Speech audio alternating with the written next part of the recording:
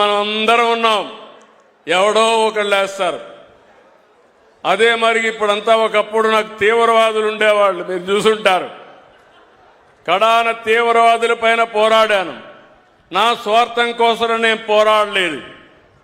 ఆ రోజు హైదరాబాద్ చుట్టుపక్కలంతా తీవ్రవాదులుంటే తీవ్రవాదుల సమస్య వల్ల హైదరాబాద్ కూడా అభివృద్ధి కాదు. ఆ రోజు నేను పోరాడి మీరు చేసింది తప్పంటే మీరు కూడా జనజీవన స్రవంతికి రమ్మంటే ఆ రోజు నా మీద తిరుగుబాటు చేసి కడాన తిరుపతిలో మీరు చూసుంటారు 24 క్లేమోర్ మైన్స్ నా మీద బ్లాస్ట్ చేసి సాక్షాత్ వెంకటేశ్వర స్వామి దిగొచ్చి నన్ను కాపాడాడు తప్ప లేకపోతే బతికే అవకాశమే లేదు. అది నా భక్తి, అది నా కమిట్మెంట్ కూడా.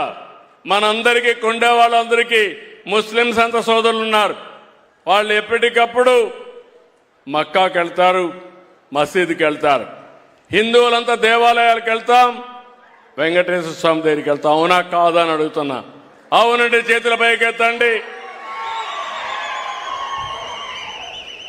అలాంటి వెంకటేశ్వర స్వామికి అపవిత్రత చేసే పరిస్థితి వస్తే మీరు సహిస్తారా తమ్ముళ్ళు అని అడుగుతున్నా, సహిస్తారా అని అడుగుతున్నా. 5 సంవత్సరాలు కల్తీ అయిన గీ బాధేస్తుంది. అలాంటి గీ తీసుకొచ్చారు, మామూలు కెమికల్స్ తో తయారు చేశారు. పేపర్లో వస్తే నాకే ఆశ్చర్యం వస్తా ఉంది. ఎలాంటి కెమికల్స్ అంటే మన బాత్రూముల్లో వేసి క్లీన్ చేసే కెమికల్ని గీలో వేసి దాన్ని మళ్ళీ లడ్డు చేసి మనం తినే పరిస్థితికి వచ్చామని వస్తున్నాయి. శ్రీశైలంలో కూడా కల్తీ జరిగిందని కెమికల్స్ 2 ఉన్నాయి. కెమికల్స్ వాడినప్పుడు కొన్ని వెజిటబుల్ వాడతారు. వెజిటబుల్ ఫ్యాట్ వాడితే ఎక్కువ రేటు, అనిమల్ ఫ్యాట్ అయితే తక్కువ రేటు. అది కూడా కలిపారని ఎన్డీడీబీ రిపోర్ట్ ఇచ్చే పరిస్థితికి వచ్చింది. నిన్నే మాట్లాడాడు, సిబిఐ ఇచ్చింది, సిట్ ఇచ్చింది, ఏమీ లేదని చెప్పింది అని అంటాడు. వాళ్ళ బాబాయ్ నిన్నే మాట్లాడతాడు, సిట్ చెప్పింది కల్తీ ఉందనింది కానీ ఎనిమల్ ఫ్యాట్ లేదని మాట్లాడతాడు. నేను మాట్లాడలేదు. నేను ఎందుకంటే ఒక భక్తుడిగా చెప్తున్నా, నేను కూడా మాట్లాడకూడదు. వెంకటేశ్వర స్వామి పవిత్రత కోసం అని ఆలోచించాను. కానీ మీరందరూ చూశారు వివేకానంద రెడ్డిది. వివేకానంద రెడ్డి బాబాయిని చంపి నెక్స్ట్ డే నా చేతిలో కత్తి పెట్టి నారాసుర రక్త చరిత్రను పెట్టారా లేదా తమ్ముళ్ళు అని అడుగుతున్నా, పెట్టారా లేదా? ఇప్పుడు కూడా నేను గమ్మునుంటే రేపో ఎల్లుండో అప్పుడే స్టార్ట్ చేశారు. నన్ను అపాలజీ చెప్పమంటారు. నేనేం చెప్పాలి? నేను తప్పు చేశానని నేను అపాలజీ చెప్పాలి. దేనికోసం? నేను ఆ రోజు ఒక రిపోర్టు చూశాను. ఆ రిపోర్ట్లో అనిమల్ ఫ్యాట్ ఉందని చెప్పారు. అది కూడా ఎన్డీడీబీ కాఫ్ రిపోర్ట్ చెప్పారు. నేను ఆ విషయమే చెప్పాను.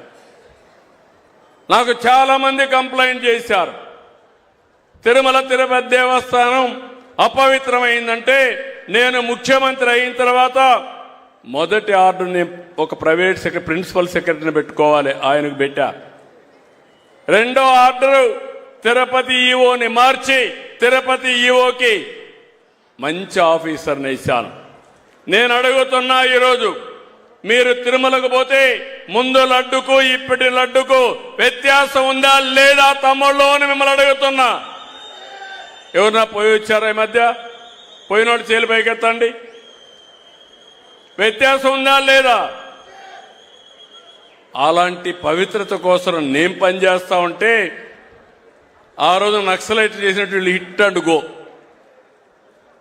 నాకు పెద్ద మీ సమస్యలు వీళ్ళు చేసిన తప్పుల్ని పరిష్కారం చేయడం ఒక సమస్య, వీళ్ళని ఎదుర్కోవడం ఇంకొక సమస్య. వీళ్ళు పని చేయరు, తప్పుంటే చెప్పరు, సద్విమర్శ చేస్తే నేను కరెక్ట్ చేసుకుంటా, అది చేయరు. కానీ రోడ్డు మీదకి వచ్చి నిన్న చూస్తే గుంటూరు నుంచి విజయవాడకు పోవాలంటే 6 గంటలు రోడ్లో ఇంకెవరు పోవడానికి వీలు లేదు. అంత మునుపు మీరు చూస్తే రోడ్డు మీద పోతూ పోతూ వాళ్ళ కారు కింద ఒకడు చనిపోతే, సింగయ్య చనిపోతే తిరిగి ప్రభుత్వం హత్య అని చెప్తారు. బంగారుపాలెంలో రేట్లు లేవని పోయి డెమాన్స్ట్రేట్ చేస్తే పర్వాలేదు, కానీ బలవంతంగా మామిడికాయలు తోలుకొచ్చి వేరే రైతుది కబ్జా చేసి తీసుకొచ్చి రోడ్డు మీద పడేస్తారు. అంటే రౌడీయిజం, గూండాయిజం. అంటే ఎవరి దగ్గర చేస్తారని అడుగుతున్నా. అదే మరి రోడ్డంతా బ్లాక్ చేయడం, గొడవలు చేయడం, ఏదో బలం ఉందని నిరూపించుకోవడం. బల ప్రదర్శన నిరూపించుకోవాల్సింది ఎన్నికల సమయంలో.